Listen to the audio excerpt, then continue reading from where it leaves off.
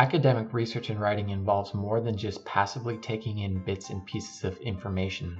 In this video, we'll cover 3 post-reading strategies to make sure you're fully understanding and engaging with your sources. We'll be using this sample article pretending that I'm in a class studying fairy tales. I've already previewed and read through the source, and now I'm ready to implement some post-reading strategies. Strategy number 1. Put it in your own words. Without looking at the text again, try writing in one sentence what you think the author's main point is. If you're unable to do so, go back and do some pre-reading strategies again.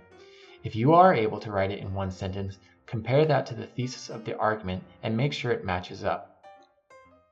Map, diagram, or outline the article. Sticky notes are great for this. In my example, I made sticky notes for the thesis and one for each couple of paragraphs, but you can do it however you like. Be creative.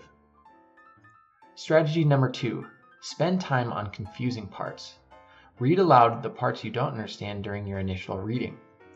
For whatever reason, our brain processes text differently when we read it aloud than when we read it silently to ourselves. Pose questions for what's unclear and articulate what you do understand. This will allow you to mentally process the parts that were originally confusing to you. Strategy number 3. Join the conversation.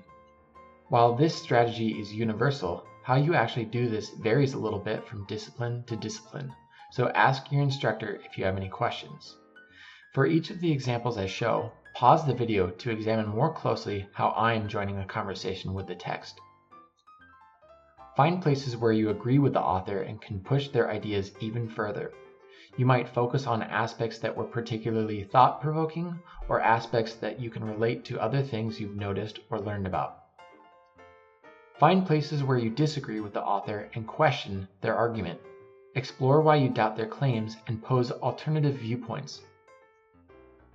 Find places that you can connect to your own research project. Chances are the source you're reading doesn't directly answer your inquiry question. That's okay. Make connections between the source you're reading and your inquiry.